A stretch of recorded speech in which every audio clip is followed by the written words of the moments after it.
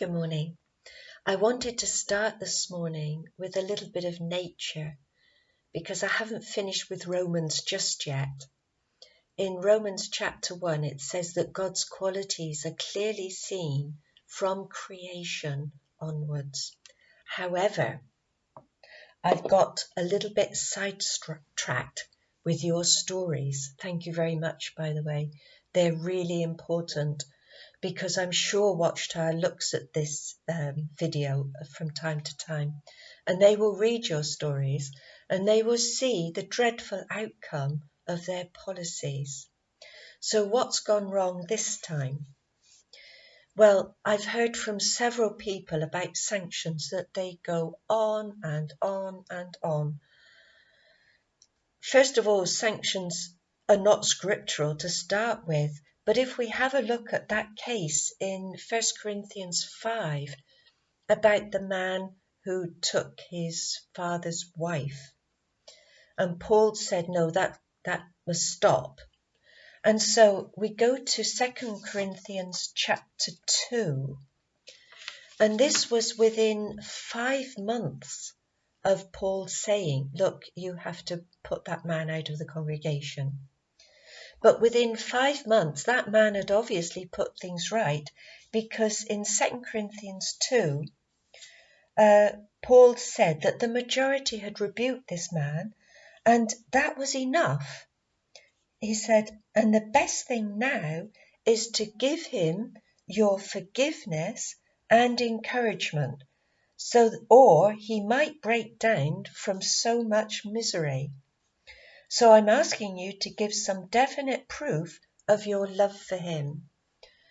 Within 5 months, and you've got to remember the letters have got to go backwards and forwards, and he couldn't just put it in the post box. That somebody had to take those letters, so it could actually have happened a lot quicker.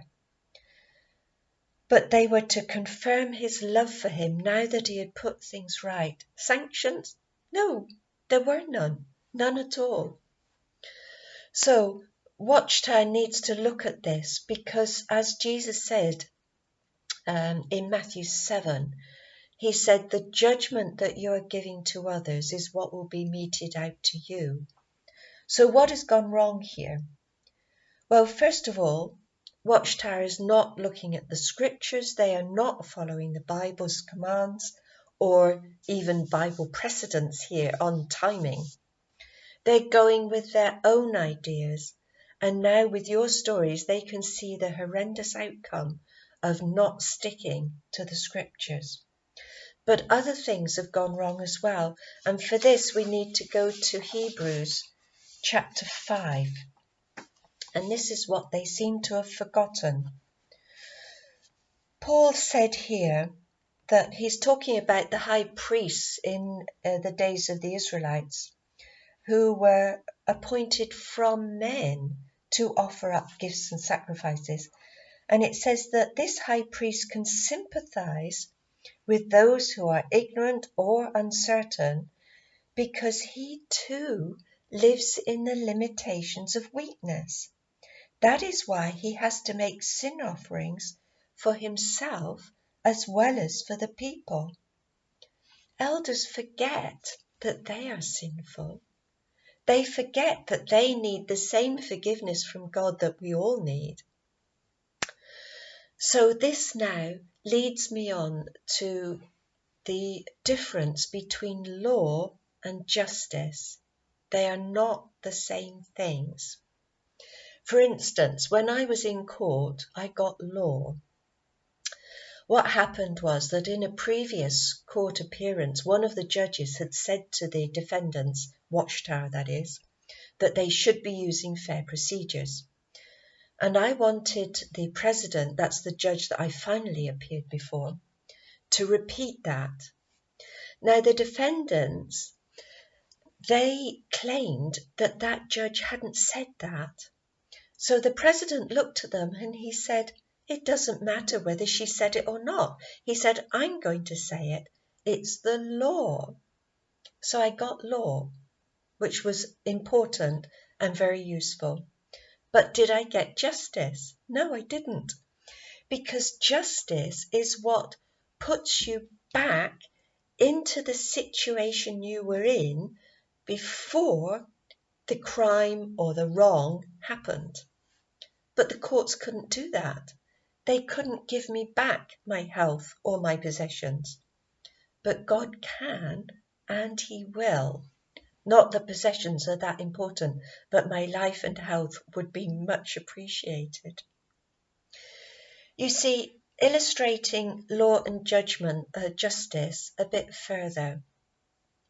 If a little lad steals a loaf of bread, the law is that he has to give that loaf of bread back in a suitable condition or go to prison.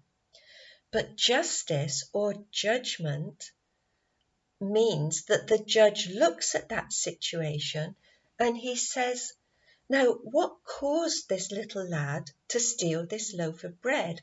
Was it sheer devilment, or did he do it because he was hungry? So in justice, the judge will say, well, now look, we think you were hungry, so we're not going to impose penalties. We would like at some stage for you to make restitution if you're able, but in the meantime, we're going to do something to try to make sure you don't get hungry. Well, now there's something even beyond justice. And this is where somebody, or even the person whose loaf of bread it was that was stolen, says to the little lad, look, you keep the loaf of bread, and I'm going to give you a jar of peanut butter to go with it. We go beyond both law and judgment or justice. Now, I want to develop this a bit more, and we're going to go back to Romans 3. What happens in a court of law is the judge hears both sides, and then he writes out a judgment with his decision, but he writes out why he's made that decision. And the book of Romans is God's judgment as to why he's done certain things. So God willing, we'll come back to that next time. Thank you.